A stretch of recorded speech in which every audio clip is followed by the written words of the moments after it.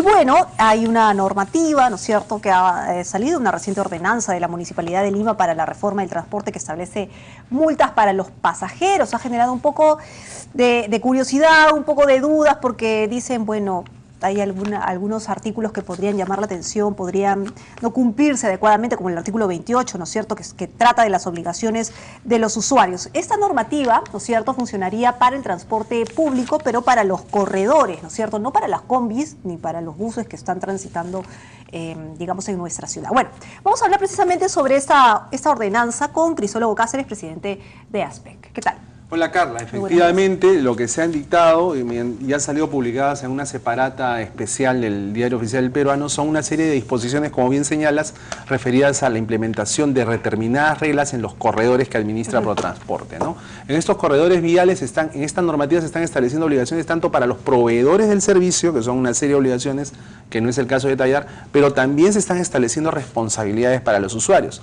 Concretamente en el artículo 28 de las reglas que se están estableciendo, que tiene que ver, el que has mencionado, referidas a los usuarios, se están consignando una serie de obligaciones a las que en adelante deberán sujetarse todas las personas que hagan uso de esta modalidad de transporte, ¿no? Y entre ellas se están estableciendo, por ejemplo, reglas de conducta, comportamiento adecuado, pagar con la tarjeta que corresponde, no hacerse pasar por otro, no ocasionar daños a los vehículos, etcétera. Es decir, se están poniendo en varios supuestos que en la realidad ya se han dado, como tú sabes, ¿no es cierto? Se han dado casos de personas que han subido en estado etílico, se han dado casos de personas que han tenido comportamientos indecentes, que incluso han acabado en las comisarías con alguna señorita que pues ha sido vejada, etcétera. Entonces hay hechos que se perpetran en la realidad cotidianamente y que alteran el servicio que reciben los usuarios. Claro, pero al normar, digamos, ciertos comportamientos que deberían ser por sentido común lógicos, ¿no es cierto?, no se estaría abriendo la puerta para algunas actividades, o sea, digamos, algunas cosas ambiguas, digamos por decir.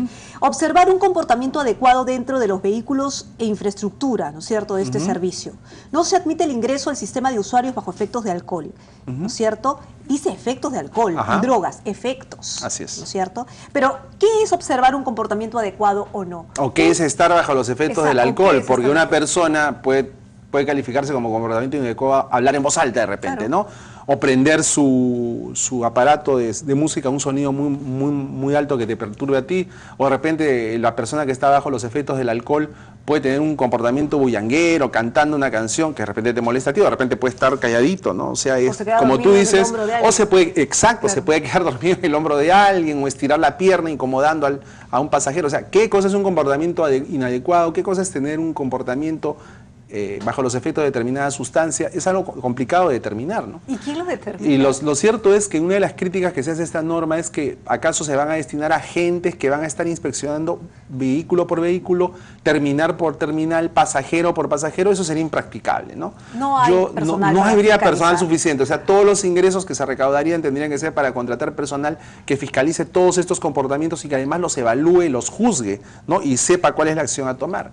Yo lo que entiendo es que más bien esta norma lo que busca es darle una herramienta legal, una base legal a la administración, a Protransporte en este caso, para que pueda actuar en caso se produzcan situaciones extremas. Quizás, como tú muy bien señalas, no han sido plasmado de esa manera en la redacción final de la norma, pero lo cierto es que esa debería ser, porque no cabría otra alternativa.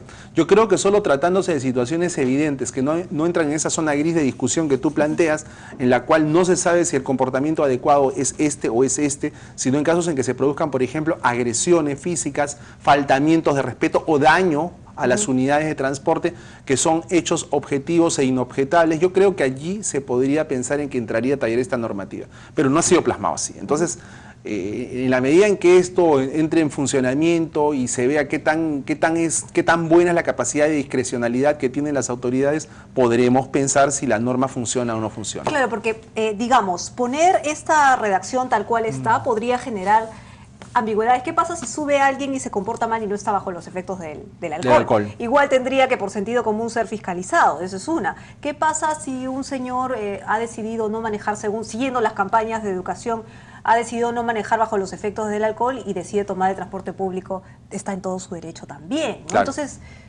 digamos, yo lo que una... pienso es que si en el caso, vamos a tomar el último ejemplo que acabas de dar, el conductor que no quiere manejar bajo los efectos del alcohol, sino que prefiere tomar una unidad y dejar su vehículo estacionado, está haciendo lo correcto. Y si ese pasajero está viajando tranquilo, no creo que haya mayor problema, pero si ese pasajero le da la agresiva y se pone a atacar a los que están alrededor o a destruir la propiedad, lo que va a pasar es que la unidad de transporte, en este caso, se va a detener en el primer paradero que continúe, ¿no? Y allí van a poder subir inspectores y allí sí se va a poder realizar una intervención. Supongo yo que van a tener que estar acompañados de la gente del orden, porque de efectivos policiales. Yo no creo que esto vaya a funcionar si sencillamente se trata de agentes privados, porque podemos volver a la zona gris que mencionas, ¿no? O sea, podría ser que el pasajero diga que ha sido objeto de una violación de sus derechos y que ha sido agredido. Exacto. Entonces, no hay cómo prescindir, en mi opinión, de la participación de los efectivos policiales cuando se trata de intervenciones de este tipo. Además, hay otro caso, si no hay, digamos, presupuesto para los inspectores, ¿no es cierto? ¿Qué va a hacer el chofer? ¿Parar y bajar al agresor? Yo supongo, eso lo tendrían que explicitar lo de Protransporte, pero yo imagino que lo que harían es detenerse en la estación que corresponda y hacer que suban efectivos para intervenir. ¿Sí? Le voy a pedir un momentito, por favor, porque vamos a continuar conversando con Crisólogo Cáceres, presidente de ASPEC, precisamente sobre esta normativa, ¿no es cierto? Esta ordenanza municipal que se va a implementar poco a poco y que está presentando tal vez algunas ambigüedades, ¿no? Llegábamos a la conclusión de que no hay, digamos, presupuesto para tanto fiscalizador. Claro, y que no se van a poder hacer controles o intervenciones en cada unidad y en cada pasajero, sino que suponemos que va a haber un destacamento en determinados puntos que va a intervenir cuando el caso sea tan clamoroso que así lo amerite, ¿no? También decíamos de que es conveniente de que esto se aplique de una manera racional, sobre todo en un inicio, porque una norma debe ser legítima no solo por el origen, sino porque los ciudadanos consideramos que es buena, ¿no? Nadie está en contra de que se dicten disposiciones para proteger la integridad de los pasajeros o de las unidades. Que haya una base legal. Que haya una base legal, nadie está en contra, pero habrá que ver cómo se implementa esto, ¿no? Porque podría en un futuro de alguna manera ir en contra efectivamente del usuario. Podría ser un boomerang en contra del usuario y podría ser un boomerang en contra de la autoridad si lo implementa de mala manera. ¿Por qué? Porque se podrían generar acciones legales por abuso de autoridad. Claro. Entonces la línea es muy delgada. Hay que tener cuidado. Así es, la línea es muy delgada. Vamos a ver qué pasa hasta julio, antes de que se implemente en su totalidad, sí, ¿no es cierto? Es verdad. Pero vamos a hablar también de los precios, porque hay multas, ¿no es cierto? Claro, hay un cuadro de sanciones que se consigna en esta norma que estamos comentando. Hay un cuadro de sanciones en la cual se señalan que hay multas que están referenciadas con la UIT. Como sabemos, la UIT está este año en 3.800 soles, la unidad impositiva tributaria. Ha subido, ¿no? Sí, ha subido. Cada año sube, como sabes. Cada año sube y ahora es 3.800. Ahora bien, las infracciones están en el orden del 10%, el 20% e incluso una UIT. Infracciones que tienen 20% de la UIT, es decir, 760 soles, son si el usuario no paga el monto establecido en el uso del servicio. O sea, subes, no pagaste, 760. Si el usuario no observa un comportamiento adecuado dentro de la unidad, 760. Si el usuario no presenta el medio de validación de acceso o identificación cuando le sea requerido por el funcionario de Protransporte, 760. Si el usuario causa daños, esta es la sanción más severa, si el usuario causa daños, una UIT enterita, sin asco. 3.800 soles. Y tal vez el daño no llegue ni a 3.800 soles. Sí, no sabemos. No sabemos. De allí, ahora, la otra sanción es si el usuario no acata las normas de funcionamiento y seguridad, igual, 760, y si el usuario utiliza un medio de validación falso o adulterado, 760. Y finalmente, si el usuario incumple con otras obligaciones que no se especifican cuáles de Protransporte, 380, es decir, el 10%.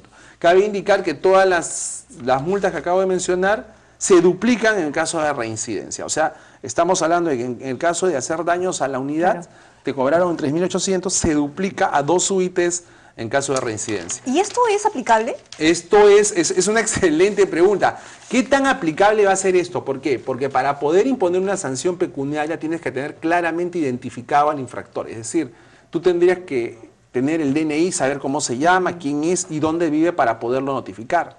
Entonces, si una persona está, digamos, bajo los efectos del alcohol y le pides que te entreguen su DNI, es presumible que si está con los diablos azules no lo vaya a hacer. ¿Cómo vas a conocer la identidad de esta persona?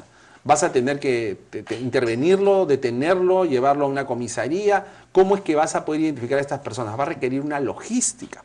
Luego, va a requerirse una logística especial para el cobro. No vaya a ser, no quiero que así sea, pero no vaya a ser que esto se convierta en un microsat contra los usuarios, ¿no? Que los usuarios de repente van a recibir notificaciones por presuntas infracciones y de repente van a decir yo no estuve allí. Entonces, la forma en que se aplique, y al final regresamos a lo mismo, Carla, la forma en que se aplique esta norma va a convalidarla y darle legitimidad o no darle legitimidad, porque la idea es que los usuarios le demos ese valor a esta norma, la hagamos nuestra y digamos está bien, pero esperemos que las autoridades estén a la altura y puedan implementarla de una manera que ayude a controlar cualquier problema, pero que tampoco se convierta en un mecanismo abusivo de exacción de los bolsillos de los usuarios. Porque volvemos al principio, puede ser muy ambiguo, ¿no es cierto? Sí. ¿Quién define qué es la sanción? Por ejemplo, si el usuario no observa un comportamiento adecuado dentro de los vehículos e infraestructura del servicio incumpliendo lo señalado en el, ¿no es cierto?, literal, volvemos a lo mismo. Tendrías que tener una descripción detallada de qué significa comportamiento inadecuado. Por ejemplo, para evitar esa zona de gris que tú dices, porque puede ser interpretado de distintas maneras, ¿no? Para unas personas un comportamiento inadecuado es hablar en voz alta o poner el aparatito a todo volumen, y para ti eso es una cosa que te vuelve loca, pero para otro de repente es normal porque otro lo hace. Es más, de repente a otro le gusta la música que está tocando el usuario. ¿Quién delimita eso? Entonces, hasta para establecer qué cosa es un volumen alto, por ejemplo, tendrías que decir a partir de qué se entiende un volumen alto. O sea, como te digo, las zonas grises cuando se redactan unas normas de este tipo, sobre todo que van a tener multas que están reflejadas en un cuadro como el que tenemos, como el que hemos comentado, tienen que ser lo más precisas posibles.